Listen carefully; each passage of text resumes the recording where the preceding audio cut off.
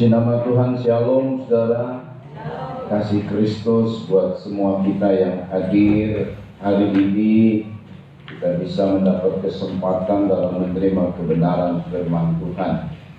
Saudara, kita membuka Alkitab kita di dalam 1 Raja-Raja 16. Untuk kita bisa menemukan dari kitab 1 Raja-Raja 16, kita akan baca ayat 8 sampai dengan 14 secara bergiliran. Saya baca ayat 8, saudara ayat 9, lalu seterusnya secara bergiliran. Jika sudah menemukan, katakan amin. Masih belum? 1 Raja-Raja 16. Kita akan melihat ayat 8 dimulai sampai 14. Ya. Juga yang ikut live streaming di rumah untuk bisa membaca bersama-sama. Saya baca ayat 8, saudara baca ayat 9 dan seterusnya. Ya, kalau sudah menemukan, katakan amin. Dalam tahun ke-26 zaman Asa, Raja Yehuda, Ela, anak Baesa menjadi raja atas Israel di Tirsa. Ia memerintah 2 tahun lamanya. Ketika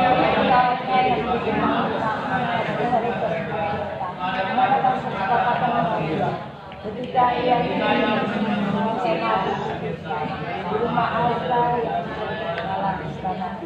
datanglah Simri lalu membunuh dia dalam tahun ke-27 zaman Asa, Raja Yehuda, dan ia menjadi raja menggantikan dia.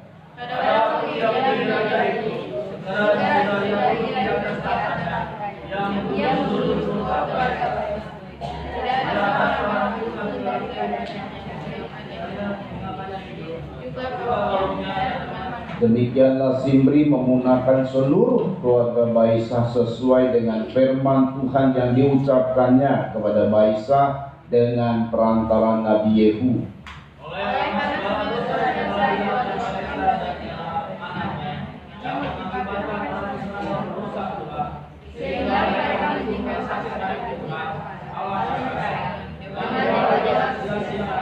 Selebihnya dari riwayat Ela dan segala yang dilakukannya, bukankah semuanya itu tertulis dalam kitab sejarah raja-raja Israel? Ya, saudara. Saudara, selalu kita ingat bahwa ada hukum tabur tuai. Jadi pada saat Raja Baesa, lalu kemudian anaknya Ela menabur kejahatan, maka dia menuai. Pada saat dia menabur kejahatan, ada firman yang disampaikan oleh Yehu. Jadi ini nabinya lain dari Yerobeam. Masing-masing nabi dipakai sama Tuhan, dan nabinya ini bukan menyampaikan berkat, tapi menyampaikan penghukuman karena salah. Tapi kalau ada sebuah ketaatan, maka sampai menyampaikannya berkat. Nah, jadi berkat, kutuk atau penghukuman itu nanti tergantung kita, saudara. Kalau Nabi Tuhan hanya untuk apa yang Tuhan sampaikan, terjadilah. Saudara, perhatikan baik-baik, apa sih kesalahan dari Ela? Saudara ya, Ela ini kesalahannya adalah mengikuti Baesa, ayahnya. Jadi memang apa yang dilakukan oleh ayah itu bisa dituruti sama anak-anaknya, saudara. Dan Baesa ini sebagai ayah juga berbuat salah. Sebenarnya hukuman ini atau firman Tuhan ini disampaikan di zaman ayahnya. Penggenapannya, eksekusinya di zaman anaknya. Jadi mesti pahami.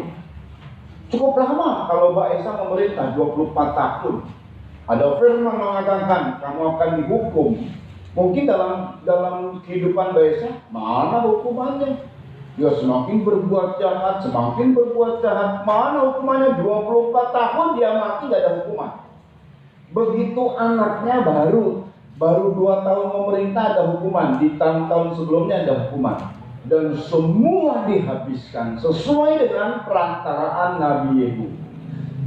Sebenarnya terjadi berulang-ulang. tapi nggak ada yang memperhatikan, nggak ada yang berubah sikapnya. Terus aja berbuat dari apa yang dilakukan oleh pertama pucuknya, Yerobeam. Orangnya udah mati, tapi ajarannya terus masih ada. Ajaran ini bahaya sebenarnya. Jadi ingat loh, ada satu orang berkata kepada saya, kata-kata itu lebih panjang umurnya daripada si orangnya yang menyebut atau yang mengatakannya. Betul kan? Saudara sampai kuat berapa tahun? Katakanlah ada 70, 80 tahun lah. Selesai di situ. Tapi kata-kata saudara itu akan mempengaruhi anak-anakmu. Baik itu yang positif maupun yang negatif. Anak-anakmu akan mempengaruhi anak-anaknya lagi. Ini kalau kata-katanya ini sangat kuat sekali mempengaruhi. Jadi kata-kata itu panjang umurnya daripada orang itu. Ajaran itu panjang umurnya daripada orang yang mengajarkannya. Hati-hati makanya dalam kita memberi nasihat, dalam kita mengajar, dalam kita berkata-kata. Saudara perhatikan, apa sih sebuah kesalahan yang dibuat oleh Mbak Esa dan Ella? Khusus dalam konteks ini diungkapkan, saudara. Tolong dibaca ulang ayat 13. Perhatikan. Oleh karena segala dosa yang telah dilakukan Karena segala dosa yang dilakukan oleh Mbak Esa dan Ella, terus anaknya ya, yang mengakibatkan orang Israel berdosa pula. Dosa itu saudara menjalar. Dosa itu tidak cuma dirinya saja yang berbuat dosa, tapi mempengaruhi rakyatnya sehingga umat Tuhan berbuat dosa. Terus Sehingga mereka menimbulkan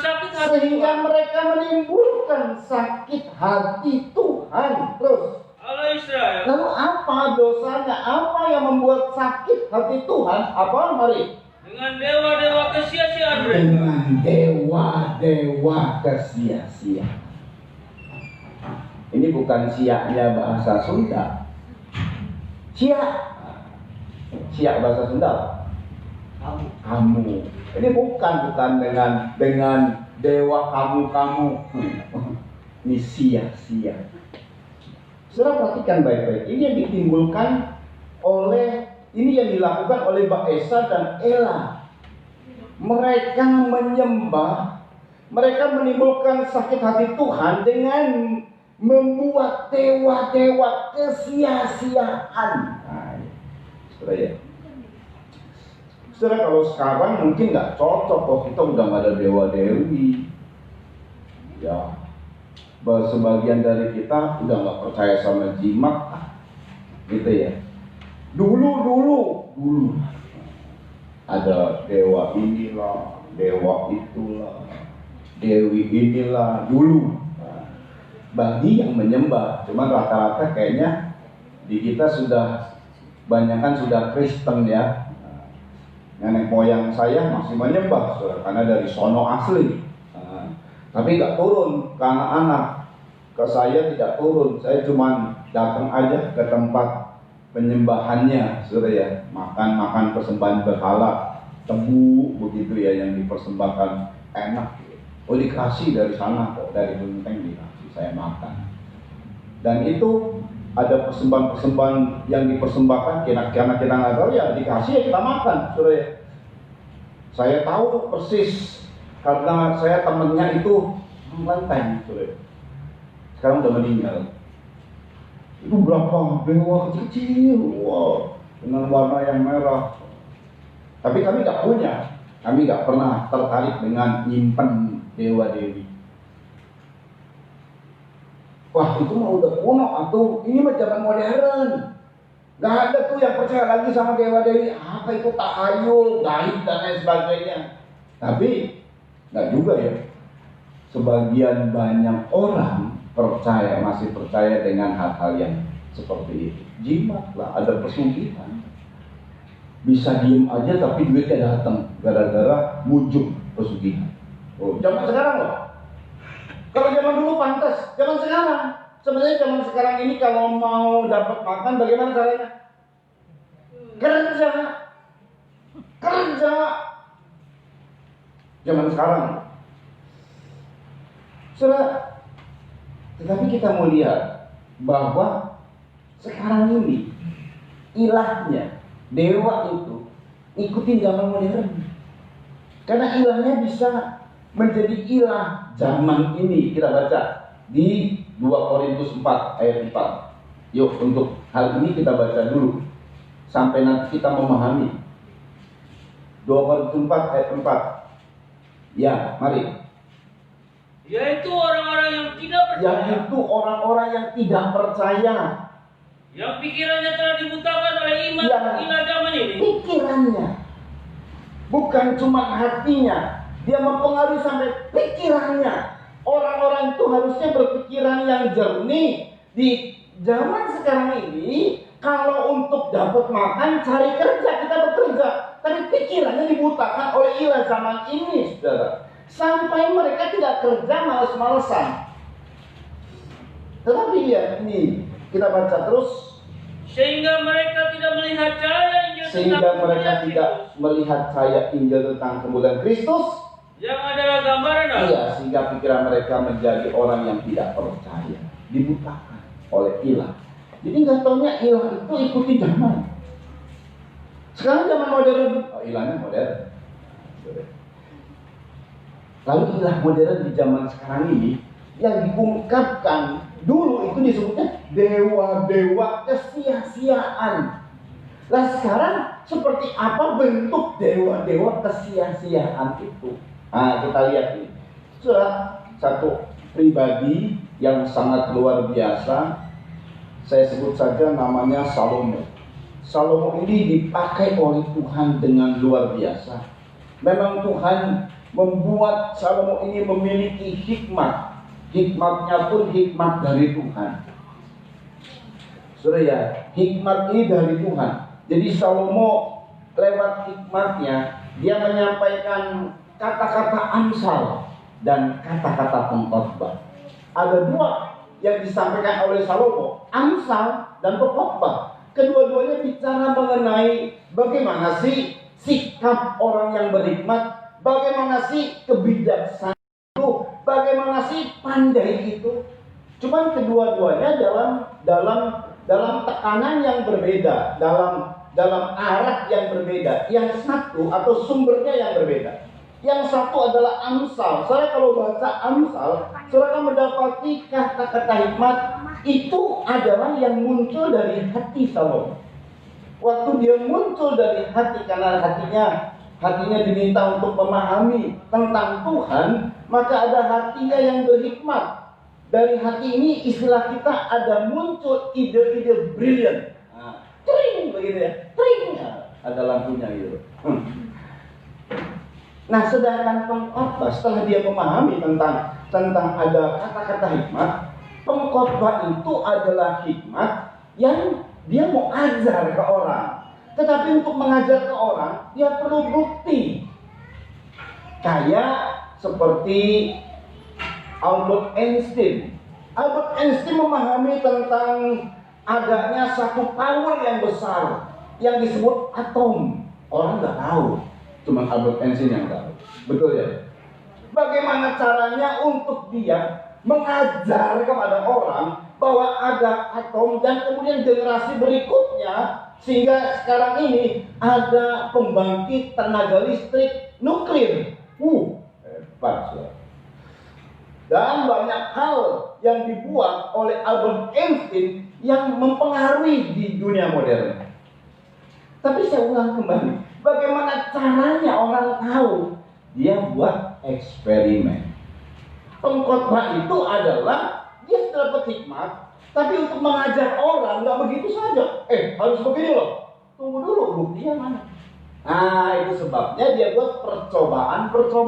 Albert Einstein ya. Demikian juga Salomo. Thomas Alva Edison yang hari ini kita bisa nikmati dengan lampu neon. Ini berasal dari Thomas Alva Edison, gara-gara Thomas Alva Edison.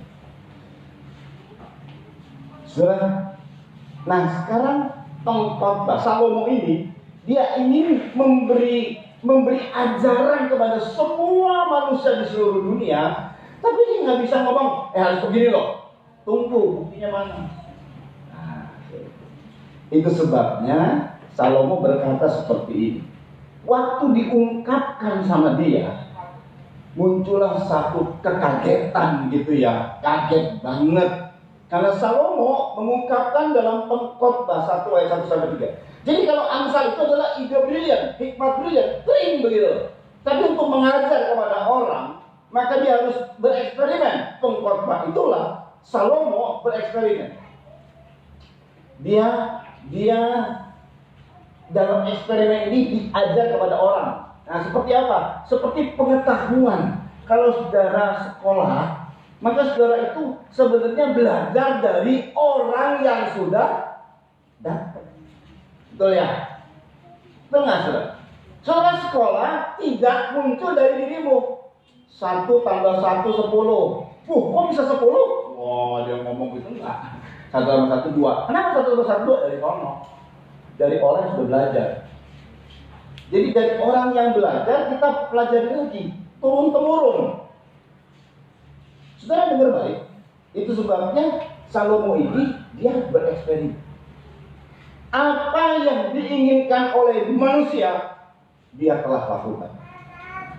Cuman dalam pembukaan buku di Pengkhotbah dia berkata seperti ini. Pengkhotbah pasal 1 ayat 1 sampai 3. Perhatikan, ini dia ungkapan dari seorang yang berhikmat. Yuk. Inilah perkataan Pengkhotbah. Inilah perkataan Pengkhotbah. Anak Daud. Anak Daud, siapa anak Daud? Ya Salomo, Sulaiman, terus Raja di Yerusalem. Raja di Yerusalem. Inilah ungkapannya, statementnya, pernyataannya, ya. Kesia-siaan belaka. Kesia-siaan belaka. Terus. Kata Pengkhotbah. Terus. Kesia-siaan belaka. 2 kali dia bilang kesia-siaan belaka. Terus. Segala sesuatu adalah sia-sia. Segala sesuatu adalah sia-sia. Ini bukan orang bodoh yang ngomong. Ini orang yang sudah berpengalaman. Ini orang yang sudah bereksperimen. Jadi gini loh saudara. Kita sudah memiliki lampu neon. Jangan diantara kita mencoba-coba lagi bikin lampu pijar. Coba dulu tambah plus. Kalau memang di sekolah sih oke lah ya. Tapi jangan coba-coba kita iseng kebeleduk. Udah nikmati aja. Kalau kita mau melanjutkan, lampu neon jadi lampu apa gitu. Nah itu melanjut namanya. Jangan ulangi lagi apa yang dibuat oleh Thomas Alva Edison. Itu namanya nggak belajar dari pengalaman orang. Ya tak? Karena juga guru besar kita adalah pengalaman. Saudara, Salomo memang Tuhan kasih hikmat. Kedua, Tuhan kasih kekayaan. Ketiga, Tuhan kasih keamanan. Jadi dia bereksperimen dengan tenang, damai, sejahtera. Udah gitu kaya lagi. Apa yang dia inginkan, dia bisa buat. Tujuannya dia tulis buku. Nah itu di Pengkhotbah. Tapi awal dari ungkapan sebelum dia bahas, biasanya kan begitu. Kalau buku kata pengantar, ya kata pengantar nanti akan menyangkut seluruh isi. Nanti kemudian kesimpulan. Justru diawali dengan setelah dia eksperimen ini bukunya ditulis setelah bereksperimen tentunya. Sia-sia. Saudara ya, mereka Ela dan Mbak Esa ini membuat hati Tuhan sakit karena mereka menyembah, mereka membuat dewa apa surat kesia-siaan. Jadi sia-sia ini loh. Kesia-siaan itu ada di mana sebenarnya? Salomo bilang segala sesuatu adalah sia-sia. Nah, segala sesuatu seperti apa? Terus dibaca. Apakah gunanya manusia berusaha dengan jerih payah di bawah matahari? Gunanya manusia berusaha dengan jerih payah di bawah matahari. Nah itu dia yang segala sesuatu sia-sia. Saudara, biarpun saudara nggak keluar, di atas saudara pasti ada matahari. Betul ya? Kita percaya di atas kita ada matahari. Tadi ada yang sempat keluar, jangan pernah melihat matahari langsung, apalagi jam 12. Tapi percayalah, di atas kita ada matahari. Dan kita ini diistilahkan sama Salomo adalah kehidupan aktivitas di mana? Di bawah matahari. Ada satu lagi kehidupan yang namanya di balik matahari. Sedangkan kita sekarang ini hidupnya segala aktivitas kita itu di bawah matahari. Kata Salomo, bukan kata saya cuplik aja. Segala sesuatu di bawah matahari sia-sia. Nah, ungkapan sia-sia, waktu saya merenung Tuhan bilang gini, sia-sia ini adalah satu keberadaan. Sudah ya, sia-sia ini adalah ungkapan dari suatu pekerjaan atau tindakan yang telah dilakukan berulang-ulang dalam kurun waktu yang cukup lama, tapi tidak pernah berhasil.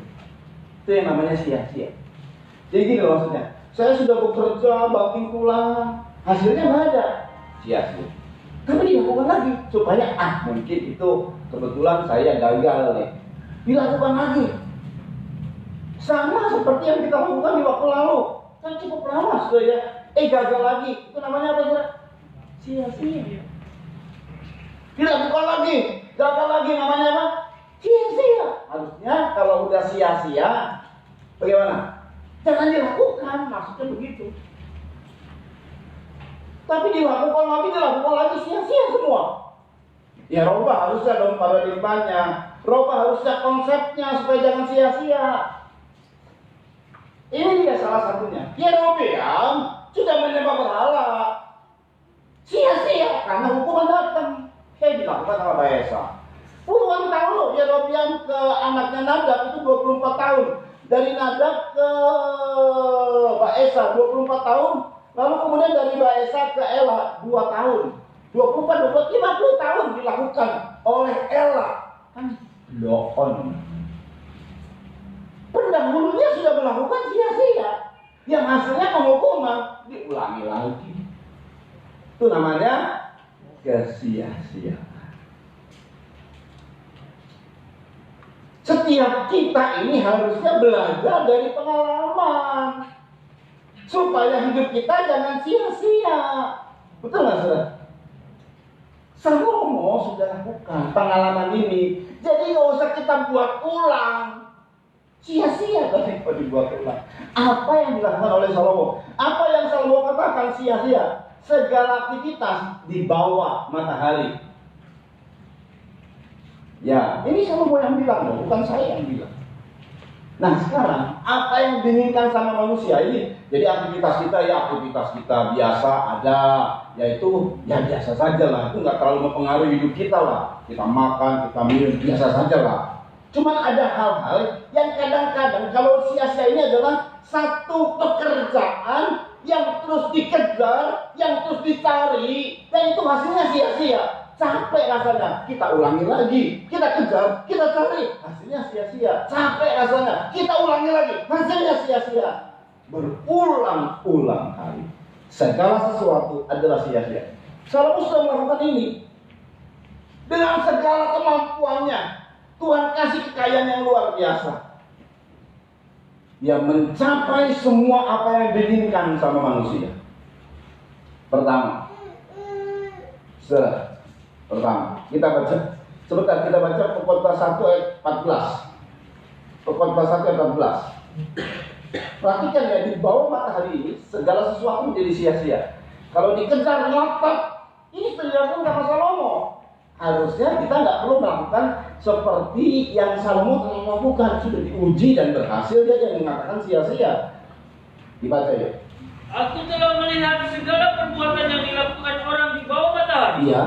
Tetapi lihatlah, segala sesuatu adalah kesia-siaan. Segala sesuatu adalah kesia-siaan. Dan usaha menjaring angin. Iya. Saudara punya jala, jaring angin. Dapatnya apa? Ya nggak dapat apa-apa. Ada jala, saudara jaring angin. Dapat apa? Nggak dapat apa-apa. Jadi salah satu yang berkaitan dengan pekerjaan di bawah matahari ini sia-sia. Salomo kemudian membangun rumah. Jadi setiap orang tuh ada orang yang gila kerja, ya kan? Kenapa dalam otaknya dia berpikir saya kerja keras berhasil, berhasilnya sedikit, sia-sianya banyak. Lalu Salomo, orang berpikir, wah, dia mau kerja ya, dia bikin pekerjaan besar. Dia bikin proyek besar, orang kaya, terkaya di dunia. Bisa nggak? Bisa lah. Tapi dia bilang, sia-sia. Dia bikin usaha, dia kembangkan usaha, sia-sia. Hasilnya sia-sia. Dia beli budak-budak supaya bangga dia sebagai tuan. Semakin banyak budak, semakin bangga. Wih, gile lu. Tuan itu berapa pembantu rumah tangganya? 100. Wah, tuh rumahnya kayak apa gedenya ya. Ya, belum supir. Wih, mobilnya berapa itu? Waduh. Yang ada pembantu di kebunnya. Wah, kebunnya banyak amat. Ini di rumahnya aja nih. Lah kalau dia punya pabrik, berapa pegawainya? Puluhan ribu. Hebat orangnya. Salomo pernah lakukan itu. Lalu bagi orang itu yang kerja dan mengembangkan usaha, terus mengembangkan usaha. Begitu dapat duit, diputar duit. Itu tuh kalau orang yang ambisi sudah terus diputar duit. Salomo telah lakukan. Lalu yang poin kedua adalah, wah, orang itu ya suka senang, maka pikniklah, traveling, luar negeri sana, mana yang belum dikunjungi, Indonesia, mana daerah mana, laut mana, waduh, dikunjungi. Salomo pernah. Dia lakukan untuk sukacita. Dia panggil biduan-biduan, artis-artis dipanggil dari seluruh negara. Wow. Supaya dia terhibur. Salomo pernah. Ada lagi orang yang mabok dengan ya anggur, dengan alkohol, supaya tenang pikiran. Salomo pernah melakukan. Dia mabok. Karena ada orang yang sampai narkoba, terikat banget sama narkoba, terikat banget sama rokok, terikat banget sama hal-hal yang membuat dia dunia entertainment, artis, dunia segala macam, glamor. Salomo pernah. Ujungnya dia bilang sia-sia. Jadi segala sesuatu di dalam dunia ini sia-sia. Kita baca sebentar bagaimana dia mengungkapkan, dan kemudian dia adalah orang yang, wah, dia perlu dikenal sama seluruh dunia. Caranya bagaimana? Supaya dibanggakan. Udah dia ganteng, dibanggakan sama orang. Caranya bagaimana? Dia ambil 300 istri dan 700 gunting. Gak pernah raja sehebat dia. Berapa tuh jadi? 1.000. 300 istri, 700 gunting. Dari seluruh negara di dunia, dari yang hitam sampai yang putih sampai yang belang kali ya, semua bisa. Dari yang hidung pesek, hidung mancung, semua. Apa yang 300 dan 700? Nggak tahu yang 300 itu jadi yang mana-mana, negara mana saya nggak tahu. Kenapa? Ayat berkata gini, tuntutan hikmah yang ada di hati untuk memberi pelajaran kepada manusia itu menuntut saya. Makanya saya harus mencoba. Saya harus membuat percobaan. Saya harus membuat eksperimen. Dan kesimpulan dari eksperimennya, segala sesuatu sia-sia. Gengsi. Kadang-kadang ya semua yang wanita-wanita mulai dia menang. Kapan ya pangeranku datang naik kuda? Enggak naik kodok katanya. Cukup. semua para laki-laki yang masih bujang. Saya termasuk ya? Enggak ya. Perahuku datang nih, terbang dari awan-awan. Ada kuntilanak tahu.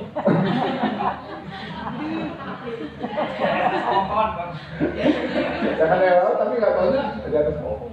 Kuntilanak. Sia-sia. Ganteng, cantik, gengsi, glamor, sia-sia. Nah, kalau untuk kesusahan nggak perlu dicari, betul? Nggak perlu dikejar, betul? Menteri itu nggak perlu dikejar, betul nggak? Yang dikejar itu yang tadi kesenangan, nggak ada bisa kecuali orang-orang tertentu. Jadi nggak taunya ujung-ujungnya semua bisa berbuat begitu sama karena apa? Duit. Ujungnya di mana tuh? Duit. Nah kalau nggak ada duit mana bisa? Mudah artis mana bisa nggak ada duit? Ngutang, lalu di penjara besok. Jadi ya duit. Dan Tuhan kasih kekayaan yang luar biasa. Nah, kita jadi begini loh. Jangan kita ngotot. Sudah punya duitnya sedikit, ngotot dengan ambisi yang begitu hebat. Udah sedikit nih duitnya nih. Udah kalau kita habisin, habis sudah. Dapatnya apa? Dapatnya apa? Sia-sia. Kita baca sebentar di situ.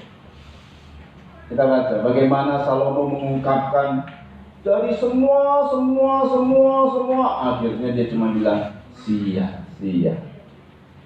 Dalam khotbah 2 ayat 3 dulu. Karena ini poin kenapa dia melakukan tindakan itu. Sampai khususnya nih kalau yang konteksnya dia undang artis segala macam itu masih oke. Yang berat ini sebenarnya waktu dia mabok. Kan bisa hilang pikirannya. Tapi hebatnya dia. Ayat pasal 2 ayat 3. Aku menyelidiki diriku dengan menyegarkan tubuhku. Aku menyelidiki diriku dengan menyegarkan tubuhku dengan anggur. Terus.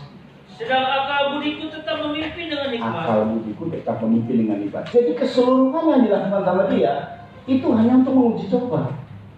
Cuman sayangnya pada saat dia memiliki istri, istrinya memikat hatinya untuk menyembah berhala. Tuntutan ini tuntutan. Kalau ada orang pintar memang nuntut. Kepintaran itu nuntut. Ngajarin ke orang, lu mesti bener. Lu membuat penemuan kayak apa kayak. Nah supaya mesti diakui penemuannya. Ya lu jangan cuman begini loh. Buktikan dong. Berhasil dong. Baru bisa disampaikan ke publik. Begitu kan. Supaya nuntut memang kalau orang berhikmah.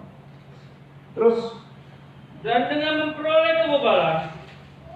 Sampai aku mengetahui apa yang baik bagiku, bagi anak-anak manusia untuk dilakukan di bawah langit selama hidup mereka yang pendek itu.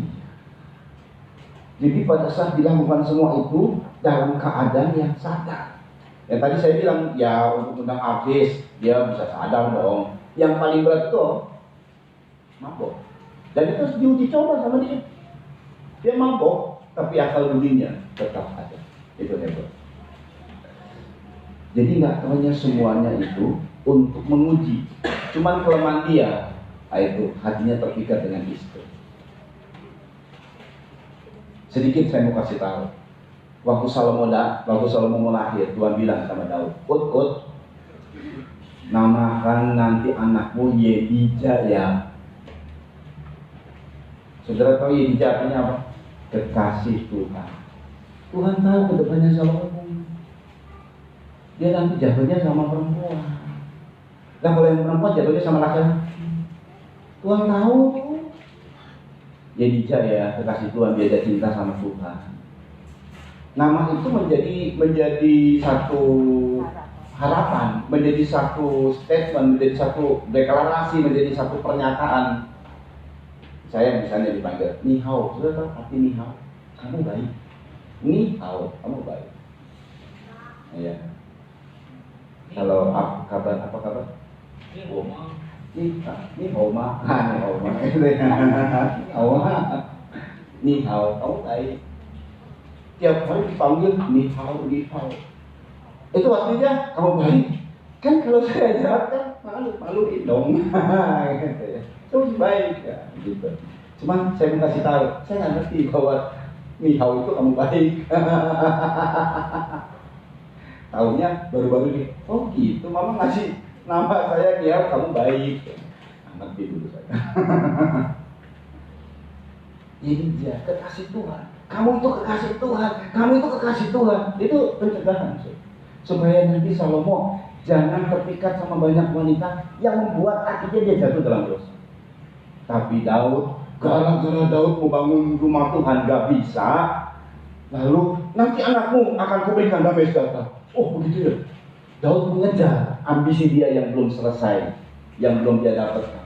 Makanya dia bilang, nama anakku nanti Shalom, Shalom, Salomo. Artinya damai, supaya dia bisa bangun baju. Ambisi Daud yang belum selesai. Maka itu Daud aja penyanyi dia. Kelihatannya sih baik ya, tapi heru. Dia bilang namakan Yedija ya. Yang terkenal Salomo itu namanya siapa? Ya Salomo. Baru tahu kan Salomo namanya Yedija kan? Yang dikasih. Itu dikasih tahu gitu. Ya, ini kita baca supaya jangan bengong. Yang benar. Kita baca dalam 2 Samuel 12 ayat 25. Ayat 24 dimulai, lalu ayat 25. Cepat ya.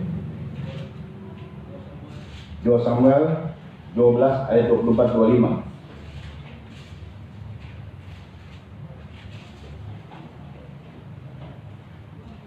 Kemudian Daud menghibur hati Batseba istrinya. Dia menghampiri perempuan itu dan tidur dengan dia. Dan perempuan itu melahirkan seorang anak laki-laki. Lalu Daud memberi nama Salomo kepada anak Daud itu. memberi nama Salomo. Terus Tuhan mengasihi anak itu. Tuhan mengasihi anak itu. Terus kan?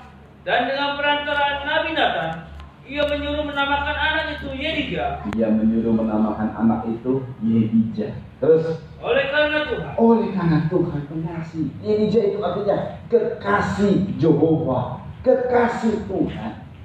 Tapi Daud ambisinya belum selesai. Dia berikan nama Salomo. Karena ambisi dia untuk bangun bait suci. Tidak boleh kata Tuhan.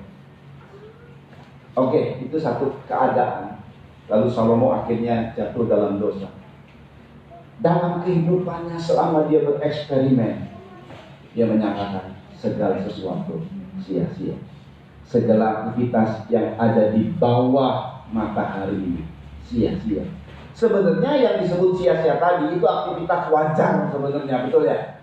Itu tidak akan biarpun keadaannya sia-sia, tidak akan menyakiti hati Tuhan kalau dilakukan hanya wajar normal. Yang membuat sakit hati Tuhan karena kesia-siaan itu dijadikan dewa. Kesia-siaan yang tadi saya sebut, mereka mengejar pekerjaan, gila kerja dibanding Tuhan, itu nyakiti hati Tuhan. Mereka terus mencari hobi untuk kesenangan daripada Tuhan. Itu namanya menyakiti hati Tuhan. Kalau tindakannya wajar, nggak masalah. Orang juga suka traveling. Kesia-siaan biarpun segala satu sia-sia tidak membuat orang itu berdosa, saudara. Asal tidak dijadikan segala sesuatu aktivitas itu menjadi dewa. Kalah Tuhannya dengan aktivitas kita, itu baru menyakiti hati Tuhan. Boleh aja sih kalau ada duit, ya silakan aja. Cuman Salomo udah punya pengalaman, sia-sia semua. Traveling, cari kesenangan. Kecuali ya kasus narkoba itu lain kisahnya.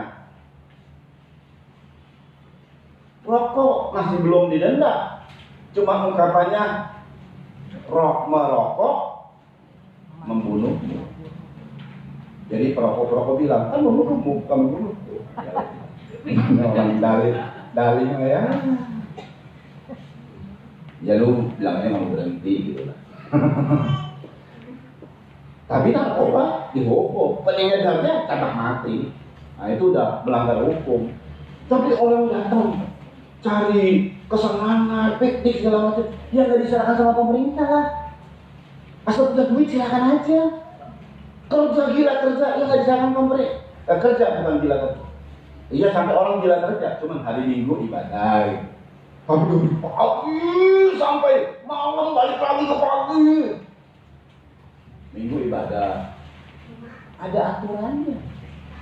Yang membuat Tuhan sakit hati itu kalau segala sesuatu aktivitas di bawah bumi ini Tuhan kalah. Prioritasnya, utamanya itu aktivitas kita. Nah itu yang salah. Hobi dikejar, mancing misalnya. Ke gereja enggak, nah itu udah berdosa. Itu menyakiti hati itu. Oh di sana nggak menyakiti hati Tuhan. Kerja, yang kalau sekali-kali nggak masalah. Tapi tiap-tiap minggu nggak datang apa? Kerja. Itu menyakiti hati Tuhan. Jadi kalau dia Tuhannya kalah, nah Tuhan itu adanya di mana? Di ibadah. Dalam ibadah dan dalam melakukan firman. Kan Tuhan nggak kelihatan. Ikut kita sama Tuhan gimana sih? Saya ini pengikut Kristus. Ya setiap beribadah itu namanya pengikut Kristus. Iya kan? Karena Tuhan nggak kelihatan. Nampaknya di mana? Ya ada ibadah. Datang ibadah. Sekarang orang yang malas ibadah mumpung. Karena pandemi ini ibadahnya nggak boleh seperti kita. Ibadahnya apa saudara? Online. Boro-boro online. Kalau ingat kalau ada kuota, alasannya apa? Ini ungkapan dari teman saya. Kalau dibuka, seluruh orang bisa beribadah lagi dalam keadaan normal. Kelihatannya nggak seperti dulu. Orang sudah enak di rumah. Lo serius lo? Orang sudah enak di rumah, buka handphone. Udah begitu, ini mah nggak enak. Ganti yang lain. Kan banyak pendeta yang ada online. Betul nggak saudara? Pendeta yang nggak enak gini, ganti. Ini pendetanya mah nyinggung-nyinggung terus. Sakit hati. Ganti ya. Lucu ya.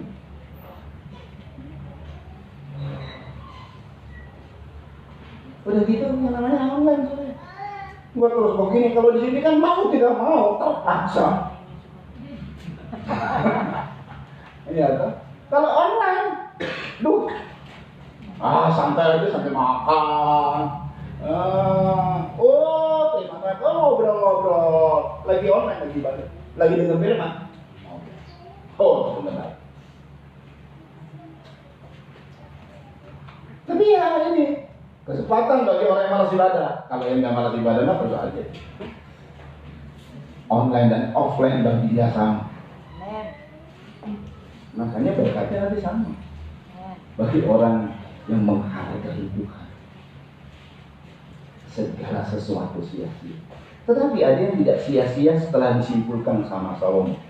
Apa sih? Sia-sia itu artinya gini sebenarnya. Sia-sia itu artinya gini.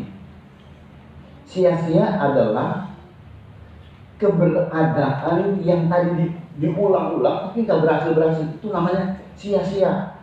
Misalnya ya kita punya anak, udah usaha ini lagi, udah dikasih tahu sama ayahnya usaha ini mah rada kamu mah kayaknya nggak bisa, diulang lagi sama dia, dia dikasih modal, diulang lagi, gagal lagi, sia-sia kamu, mana mah sia-sia. Jadi, sekarang ada kemudian yang Tuhan yang dibilang sama Salomo dalam keadaan yang tidak sia-sia. Kita baca ya. Sebentar. Kita akan melihat akhirnya Salomo menyimpulkan, biarlah ini menjadi sesuatu yang membuat kita akhirnya lakukan apa yang Tuhan inginkan, saudara ya. Pengkhotbah 2 ayat 24 sampai 26.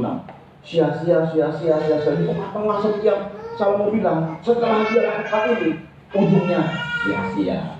Lakukan ini, ujungnya sia-sia. Lakukan ini, ujungnya sia-sia. Nah, di tengah-tengah itu dia ngomong, orang lebih baik ini aja nih, lakukan ini. Pengkhotbah 2 ayat 24-26. Ini yang ngomong orang berhikmat. Sudah diuji, teruji lagi. Ya. Tak ada yang lebih baik bagi manusia daripada makan dan minum dan bersenang-senang dalam jeripayanya. Tak ada yang lebih baik dari manusia. Ini lebih baik ya daripada tadi sia-sia tadi. Jadi sia-sia itu ngejar ngotot, sia-sia. Lebih baik begini aja. Tak ada yang lebih baik bagi manusia daripada makan dan minum terus dan bersenang-senang terus dalam jeripayanya. Terus aku menyadari bahwa ini pun dari tangan Allah. Kalau saudara bisa pagi-pagi masih bisa hirup nafas, berarti ini campur tangan siapa? Campur tangan Tuhan sih. Nah, masih hidup, lalu bisa makan biarpun tahu tempe. Itu lebih baik daripada mengejar, mikir, menghayal. Terus 25. Karena siapa dapat makan dan merasakan kenikmatan di luar dia. Begitu kita bisa makan, menikmati. Lah kalau yang sakit, semua yang dimakan apa? Pahit. Sakit. Kita nggak sakit, bisa nikmati makan. Ada rasa asin, ada rasa manis, kecuali lidahnya lagi sakit. Lidahnya udah mati rasa, itu masalah sendiri. Terus. Karena kepada orang yang dikenannya ia mengaruniakan Kepada hikmat. orang yang dikenannya itu yang tidak sia-sia, dikenal sama Tuhan. Ia karuniakan hikmat, terus Pengetahuan pengetahuan. dan kesukaan. Dan itu tidak dikejar sama dia. Yang dikejar sama dia dikenal sama Tuhan. Maka apa yang dicari tadi, Salomo yang uji coba. Yang dicari kesenangan, pengetahuan, hikmat. Dia belajar semua segala macam, dia belajar sastra, semuanya dia pelajari. Dia bilang sia-sia. Cuman orang yang dikenal Tuhan dapat pengetahuan, dapat hikmat. Terus Tetapi orang berdosa ditugaskannya untuk sudah begitu, saudara, di pihak yang lain dia nggak perlu sakit hati sama orang berdosa. Yang semakin lama semakin kaya, semakin lama semakin sehat mungkin. Dia mungkin nggak terlalu sehat seperti itu, tetapi ada saja bisa hidup, bisa makan, bisa menikmati. Wah, ada orang kaya, orang-orang yang berdosa di traveling kemana-mana, senang rasanya ketawa ketinggi di sana. Kita sih santai-santai tetap tertawa karena ada kesenangan dalam hidup kita. Kita bisa makan, menikmati. Soalnya berlimpah-limpah dan glamor. Dia nggak sakit hati. Orang yang nggak sakit hati itu hidupnya gimana? Tenang, sukacita, betul kan? Kenapa kita menjadi susah, kesel, jengkel, sakit hati sama orang yang berdosa? Iri hati, itu muncul sehingga hati kita menjadi hati yang gula-gula, ada gelisah dan lain sebagainya. Teruskan. dan menimbun sesuatu yang kemudian harus diberikannya kepada orang yang dikenal Allah. Katanya dikenal Allah itu enak. Nah, bagi orang yang berdosa ini ungkapannya mari. Ini pun kesia-siaan dan usaha menjaring. Tidak, bagi orang berdosa dia timbun, udah banyak. Nah, ini diserahkan sama orang yang berkenan kepada Allah. Makanya dia bilang orang yang berdosa ini sia-sia, nimbun banyak-banyak, mendingan dikenal sama Tuhan. Amin, saudara. Amin, saudara. Amin. Izinkan Tuhan melihatmu, bukan cuma engkau hadir di gereja. Manis-manis kalau kita hadir di gereja ya. Ya, ada di sini yang di gereja mukanya saudara. Enggak, senyum lah. Apalagi disuruh ketawa, ketiwi, senyum lah. Ada di sini ke gereja tadi lagi nyanyi. Untuk di sini nggak ada. Tahu dia nggak tahu. Sebab ada juga yang begitu nggak tahu ya. Telinga dengan muka yang garang. Ini satpam atau kita senyum tertawa ya. Tapi maaf, Tuhan tidak melihat di jasmaniah kita saja. Tuhan melihat di hati, di pikiranmu. Sampai jerok-jeroknya loh. Dalam-dalamnya hatimu Tuhan tahu persis. Kalau saudara di pikiranmu mengatakan satu kata-kata, kalau terdengar sama Tuhan jelas benar. Ya, kayak kalau di sinetron kan ya. Kalau sinetron dia diam aja sambil kata-kata. Kedengeran kan suaranya. Nah itu. Kalau sama Tuhan itu volumenya gede, ya kedengeran. Semua pikiran hati dari apa yang kita katakan di pikiran di hati kedengeran semua. Nah itulah perkenanan Tuhan. Jatuh nggak sama kita? Tuhan berkenan nggak sama kita? Sebab dia mencapai sampai hatimu. Kalau dikenal sama Tuhan, ini ayat akan dibuktikan. Ini ayat akan terjadi. Ini ayat akan dieksekusi sama Tuhan. Ini namanya eksekusi yang baik. Dewa kesia-siaan. Tadi segala aktivitas di dunia di bawah matahari ini sia-sia. Tapi masih taraf wajar ya nggak apa-apa, nggak menimbulkan sakit hati Tuhan. Ngerti nggak saudara ya? Kan kita juga perlu kerja dong, betul ya? Saudara perlu usahanya dikembangkan boleh juga kok, boleh. Tapi yang sebenarnya jangan menjadi ambisi. Nanti sia-sia enggak. Sia-sia itu artinya rugi loh. Udah di Salomo sudah buat begitu, sia-sia. Biarkanlah Tuhan yang menambah. Kalau ada hal yang baik, mari kita kerjakan dengan baik-baik. Gak usah ngototnya luar biasa, mikir sana mikir sini. Bisa sih memang, tetapi toh kalau kita sudah punya pengalaman dahulu dengan pikiran kita yang memelelahkan kita, akhirnya gagal. Salomo udah buat itu. Jangan terus yang dari anak-anak muda, mana ya pangeranku, tiap hari bikin. Mana ya putriku, mana ya permaisuriku, tiap hari bikin. Sia-sia saudara. Sia-sia yang begitu. Jadi jangan terlalu dimotorkan. Lakukanlah wajar. Kerja. Apa yang bisa kita lakukan, mari kita lakukan. Amin. Apa yang bisa kita buat, mari kita buat. Kalau Tuhan baru mencukupkan saya begini, ya cukuplah. Kalau mau nambahkan, ya puji Tuhan. Pikiran kita sih memang ada tambah. Tapi saya ulang kembali, jangan ambisi dimototkan begitu. Lakukanlah sewajarnya saja. Tetapi kalau ini menjadi dewa, diandalkan sama kita, itu menyakiti hati Tuhan. Yang namanya Tuhan sakit hati akan dieksekusi sama Tuhan. Tinggal nunggu eksekutor yang Tuhan siapkan. Itu orang-orang. Atau itu juga alam bisa menjadi eksekutor. Sebab apa kita takut, kita tua. Orang yang berambisi akan menghalalkan segala cara. Ini yang bahayanya. Yang harusnya dalam diri kita adalah perkenanan Tuhan. Itu prioritas kita. Saudara, poin yang terakhir setelah disimpulkan sama dia, semua sia-sia. Saya mau katakan, aktivitas di bawah matahari sia-sia. Kita adanya di mana? Di bawah matahari. Mau saudara mau ada di balik matahari?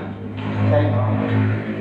Selama Tuhan masih mau kasih saya tugas, saya masih mau ada di bawah matahari. Itu artinya saya hidup. Ada yang mau di balik matahari hidupnya? Game over. Di bawah matahari ini memang tidak panjang, 70 sampai 80.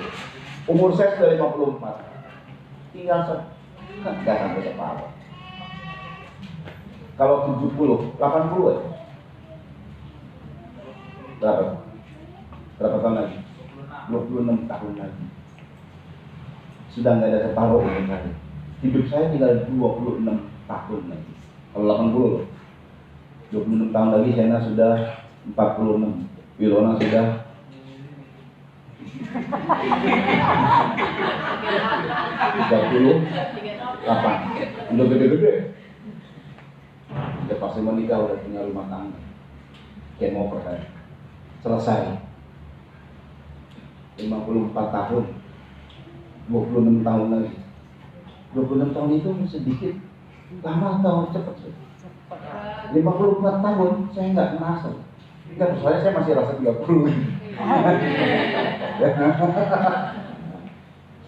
54 tahun. Rasanya di botaknya aja. Tapi tenaganya enggak. Kuat aja. 26 tahun nggak separuh. Saya udah seperempat umur sudah. Tiga perapat umur.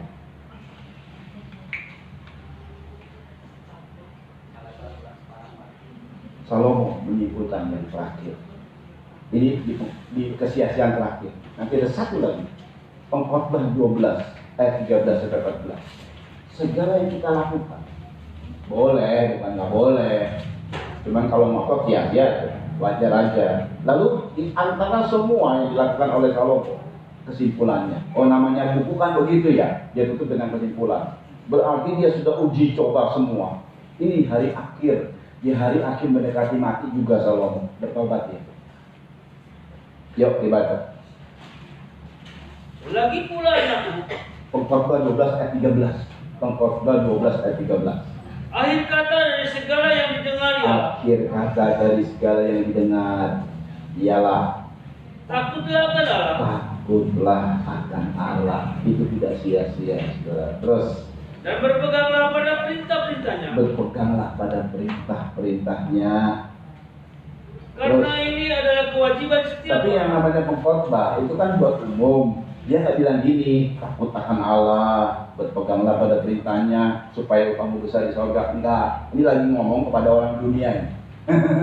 Takutlah akan Allah, berpegang pada perintah. Kenapa? Itu memang wajib buat semua orang. Iya toh. Terus Karena Allah akan membawa setiap perbuatan ke pengadilan yang berlaku atas segala sesuatu yang tersembunyi. Entah itu baik, entah itu jahat. Ini buat semua orang. Takutlah akan Allah, peganglah perintahnya, wajib semua orang begitu. Saudara orang bukan? Wajib. Apalagi saudara anak Tuhan, takut sama Tuhan, pegang perintah Tuhan, jangan suka melanggar firman Tuhan. Lalu kemudian, sebab semuanya itu akan diadili, entah itu baik, entah itu jahat. Ada penghakiman semuanya. Kalau anak Tuhan lebih lagi, takut akan Tuhan itu permulaan hikmat itu untuk angsal. Jadi takut akan Tuhan itu untuk anak Tuhan ada plus istimewa. Wah gitu hebat loh saudara. Tapi untuk umum takut akan Tuhan. Ini nggak bicara Tuhan, nggak bicara Yesus maksudnya. Nggak menyatakan. Ini untuk umum. Semua orang juga sadar takut akan Tuhan itu wajib. Pegang perintah Tuhan itu wajib. Kenapa? Sebab mesti diadili. Tahu semua orang juga. Betul ya? Tahu semua orang juga. Jadi ada kehidupan di balik matahari, di bawah matahari. Aktivitas kita. Aktivitas yang seperti makan segala macam itu wajar gitu. Nggak ada yang gila makan. Terus ya sebentar lagi game over itu yang gitu. Ya nggak ada, wajar lah semua. Sehari 3 kali, mau tambah 4 kali boleh, jangan jadi gemuk gitu kan ya. Apa jadi gemuk doang. Kalau semakin nambah lagi overload, ya tinggal sebentar lagi game over lagi gitu. Itu ada anak kecil yang karena gulanya tinggi mati, meninggal 12 tahun anaknya. Ini zaman-zaman sekarang nggak peduli mau anak kecil mau anak besar, penyakitnya di mana-mana ada, apalagi udah pandemi corona ini sudah ya. Jadi yang presiden kek, bupati kek, gubernur kek, kena corona yang mati mati aja. Nggak ada super power sekarang. Nah, saudara, tetapi kita lihat ada di bawah matahari ini 70 Sampai 80 tahun lah. Gak ada orang yang 90 tahun. Ini juga 70 udah berkurang-kurang nih. Yang paling tinggi 70 lagi dulu lah. Kalau di survei, wah orang untuk mencapai 70 aja untuk zaman sekarang agak susah. Tapi oke lah, masih ada lah. Apalagi 80 gitu ya. Katakanlah paling kita enaknya lah 80. Tapi ada kehidupan di balik matahari. Itu kekal selama-lamanya. Di sorga atau di neraka. Kekal selama-lamanya. Kalau mau sengsara sekarang, biarlah sengsara sekarang. Supaya kita di balik matahari hidup kekal selama-lamanya. Ya kita sengsara. Dunia glamor, melasakan, menjor-jor gitu. Kita nggak boleh begini, nggak boleh begitu, sengsara lah sekarang. Sengsara apa? Nah, cuma berapa tahun lagi daripada neraka selama-lamanya. Tetapi Tuhan bilang ada solusi yang terbesar dari itu. 1 Timotius 4 ayat 7-9. Ini adalah yang terakhir. 1 Timotius 4 ayat 7-9. Ya. Tetapi jauhilah tahayul. Jauhilah tahayul. Tahayul itu adalah dongeng nenek-nenek tua, bukan cuma dongeng si kancil dan si buaya. Bukan cuma dongeng si kancil curi ketimun. Bukan. Ini maksudnya tahayul itu adalah ajaran leluhur. Jauhilah dongeng dan tahayul. Yang kita orang suka begitu, jangan. Kenapa? Ini yang paling penting. Dan dongeng nenek-nenek tua. Nenek-nenek tua, leluhur kita. Terus Latihlah dirimu beribadah. latihlah dirimu beribadah. Saudara, dongeng itu adalah hal-hal yang tidak benar, tapi enak didengar telinga. Enak didengar telinga, tapi nggak benar. Orang suka loh, betul ya? Dongeng modern itu saudara mau tahu? Orang suka. Itu film Marvel. Coba lihat kalau ada film Marvel di bioskop mana-mana penuh. Berarti orang suka apa? Dongeng. Betul ya? Orang suka kebohongan. Betul nggak? Betul ya? Film Yesus ada orang suka. Marvel penuh bioskop. Yang benar itu adalah latihlah dirimu beribadah. Terus kenapa? Latihan badan yang terbatas gunanya. Kita bolak-balik olahraga ya, badminton, sampai badan jadi ini masih sama. Nggak apa-apa lah. Biar teringat saudara. Tapi terbatas gunanya. Terus Tetapi ibadah itu berguna dalam segala hal. ibadah yang saudara sekarang ada ini, dengar baik, berguna dalam segala hal, tidak sia-sia, berguna dalam segala hal. Apa itu? Karena Mengandung janji dari Tuhan, janji berkat, disembuhkan, dipulihkan, ditolong, terus baik untuk hidup ini. baik untuk hidup ini. Yang disebut tadi apa saudara? Di bawah matahari. Jadi hal yang di bawah matahari yang berguna, yang tidak sia-sia cuma satu, beribadah. Terus Maupun untuk hidup yang akan datang. double, maupun hidup yang akan datang di balik matahari. Di sini kita diberkati, di sini kita dipelihara. Ya, nggak usah terlalu ngotot sampai seperti orang kaya yang demikian rupa. Kalau Tuhan izinkan silakan. Sehebat-hebatnya orang Kristen di Penggalin ini sajalah, yang kaya di Penggalin ini, orang udah banyak lebih kaya, berlipat-lipat kekayaannya, betul ya? Untuk orang Penggalin aja nih. Jadi nggak usah ngotot kayak begitu. Tapi kita memang diberkati oleh Tuhan. Tidak itu saja. Di balik matahari kehidupan mendatang juga kita diberkati. Kita dibawa Tuhan ke surga tempat bahagia. Terus Perkataan ini benar Perkataan ini benar. Terus dan patut diterima sepenuhnya. patut diterima sepenuhnya.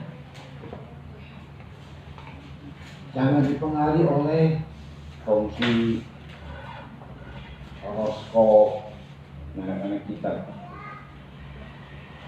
orang lain, dan jangan dipengaruhi oleh dongeng-dongeng, pengaruh dari kebohongan-kebohongan. Tapi pengaruh dengan kebenaran. Memang kebenaran kalau disampaikan, yang namanya kebenaran, kita ini orang nggak benar, sakit memang, tapi itu yang menguntungkan kita. Di mana adanya kebenaran? Dalam firman. Latih dirimu beribadah. Yang namanya latihan, saudara, kayak kita aja latihan olahraga. Pada saat kita main olahraga badminton, pertama kali saya main badminton, jadi cangkai semua tidur. Susah.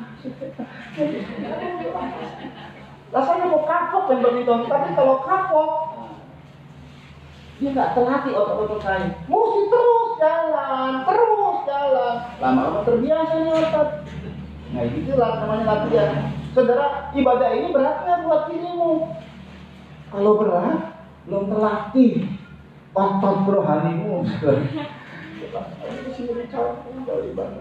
Nyeri cangkeng rohani maksudnya. Untuk melakukan firman, aduh masih berat, belum terlatih. Ayo latihan.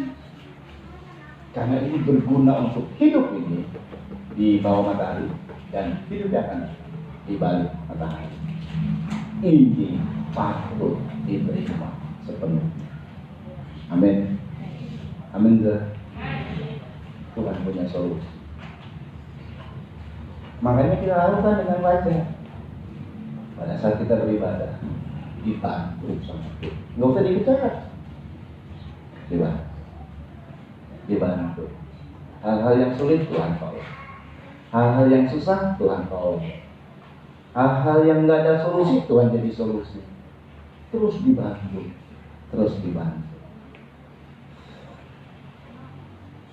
Haleluya. Tuhan dipermuliakan oleh hidup kita supaya kita terus berkenan kepada Tuhan. Mari plan perjamuan dan pemain musik. Saya nyanyikan lagu yang terakhir. Tenanglah kini hati. Haleluya.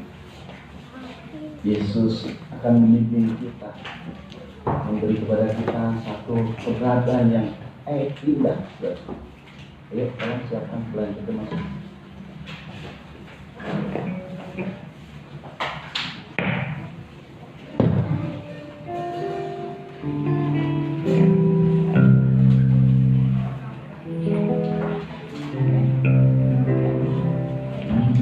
Tenang lagi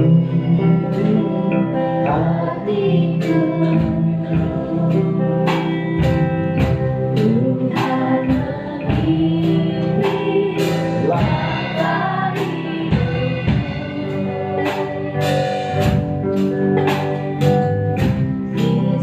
Ada kuasa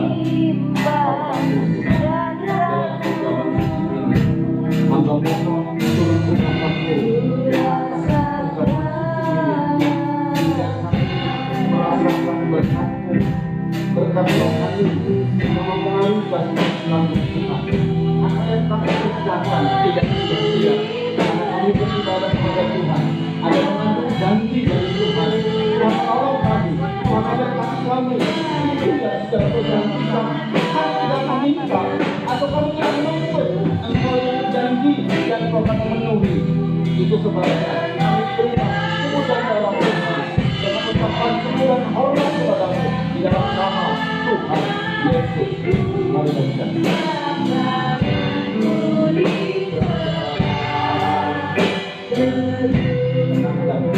ini hatiku.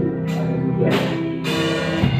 Tenanglah kini hatiku, Tuhan memimpin hidupku.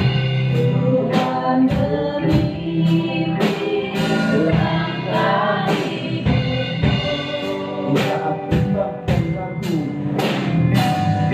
Di saat bimbang dan ragu, di saat bimbang dan ragu, ku rasakan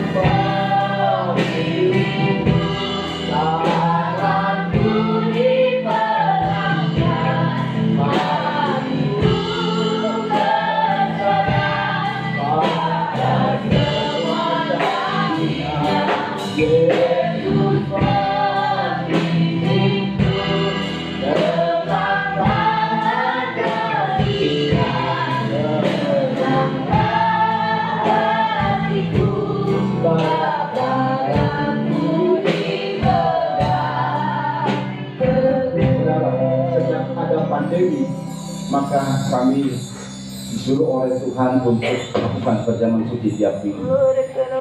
Karena kekuatan dari kuasa korban yang kita pegang tetap roti, tapi percaya bahwa ini adalah kuasa, ada kuasa. Itulah yang namanya percaya. Kita tidak melihat ini tubuh dan darah, tetap roti. Kita rasa juga tetap roti. Yang Tuhan butuh adalah percaya. Amin. Apa yang Tuhan kerjakan, maka itu akan ada khasiat dalam hidup kita. Dan sudah terbukti bahwa rekan-rekan kita yang kena pandemi di saat-saat di tanggal-tanggal waktu pertama kali pandemi ada, mereka sembuh. Amin. Terbukti, saudara. Sebabnya hari ini kita terus bahkan tiap minggu ada perjamuan. Dan dengan firman Tuhan, engkau tubuh Kristus. Sebab apa yang telah kuteruskan kepadamu telah kuterima dari Tuhan, yaitu bahwa Tuhan Yesus pada malam waktu ia diserahkan mengambil roti, dan sesudah itu ia mengucap syukur atasnya. Yesus memecah-mecahkannya dan berkata, inilah tubuhku yang diserahkan bagi kamu. Perbuatlah ini menjadi peringatan akan aku. Bukankah roti yang kita pecah-pecahkan adalah persekutuan dengan tubuh Kristus? Amin. Makalah dengan percaya tubuh Kristus dalam nama Tuhan Yesus Kristus. Mari angkat kau minuman yang di darah Kristus. Demikian juga Yesus mengambil cawan sesudah makan lalu berkata, cawan ini adalah perjanjian baru yang dimeteraikan oleh darahku. Perbuatlah ini setiap kali kamu meminumnya menjadi peringatan akan aku. Sebab setiap kali kamu makan roti ini dan minum cawan ini, kamu memberitakan kematian Tuhan sampai ia datang. Bukankah cawan pengucapan syukur? Yang atasnya kita ucapkan syukur adalah persekutuan dengan darah Kristus. Amin. Minumlah dengan percaya darah Kristus dalam nama Yesus Kristus. Mari menyembah Tuhan. Kita berikan ucapan syukur kepada Tuhan. Haleluya. Terima kasih Tuhan. Minimal saudara semua mengatakan terima kasih Tuhan. Terima kasih Tuhan. Semua. Terima kasih Tuhan. Yang ikut live streaming juga. Semua. Kita mengucapkan terima kasih Tuhan. Terima kasih Yesus. Terima kasih untuk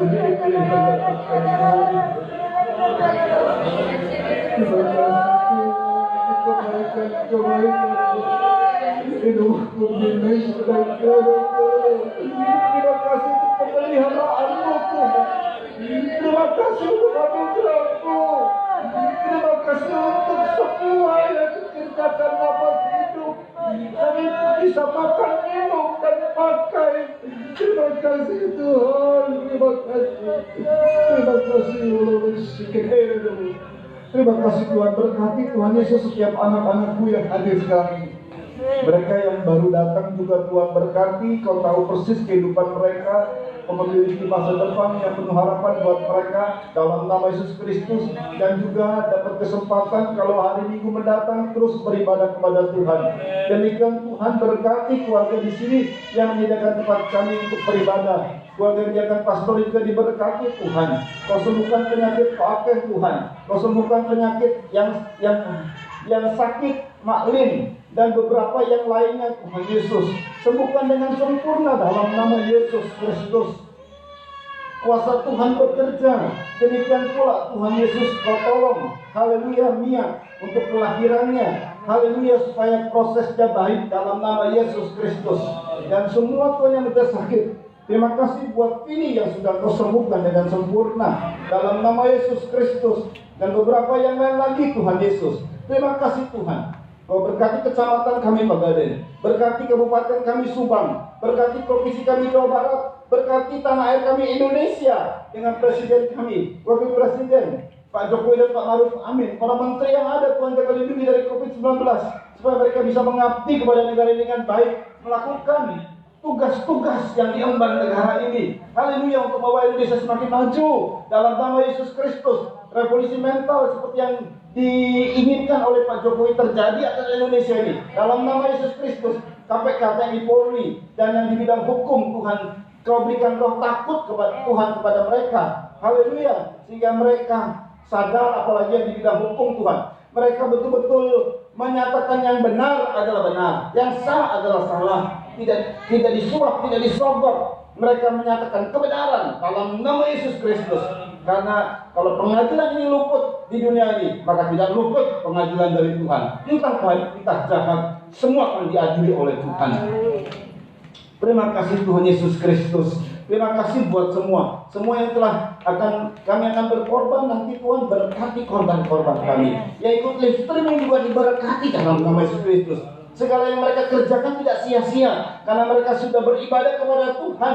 Maka Tuhan berkenan kepada mereka, Tuhan berkenan kepada kami semua. Maka kami, apa yang kami kerjakan berguna untuk hidup ini, bahkan hidup yang akan datang. Nama Tuhan dipermuliakan lewat hidup kami. Terpujilah nama Yesus Kristus yang beri perpenuhan, yang memberi korban ucapan syukur. Semuanya Kau berkati dengan limpah-limpah, karena mereka taat kepada firman Tuhan. Mereka tidak memuji Tuhan, tapi taat kepada firman Tuhan. Maka biarlah firman Tuhan digenapi atas semua mereka. Nama Tuhan dipermuliakan. Terima kasih Tuhan Yesus Kristus. Dan kalau sebentar kami akan kembali ke rumah kami masing-masing. Sampaikan dengan selamat, tidak kekurangan satu apapun, baik jauh maupun dekat, kendaraan pribadi, motor, mobil maupun kendaraan umum, dan semuanya sampaikan dengan selamat Tuhan. Ada damai sejahtera dalam kehidupan kami, karena kami adalah anak-anak yang Kau kasihi. Terima kasih Tuhan Yesus. Kami akan doakan kami mendebarkan dari Tuhan. Saudara-saudara dikasih oleh Tuhan, terimalah anugerah cinta kasih sayang dari Bapa yang sungguh sangat mengasihimu, kasih karunia lewat kuasa pendamaian Tuhan Kristus, serta pimpinan kekuatan kuasa Roh Kudus menjadi milikmu saudara-saudara dari sekarang ini sampai Tuhan datang kali yang kedua, bahkan sampai selama-lamanya. Dalam nama Tuhan Kristus, mempelai pria sorga dan imam besar yang kami puja dan puji selalu, kami alaskan doa ini. Haleluya. Amin. Tuhan memberkati. Saudara, akan disampaikan korban. Silakan.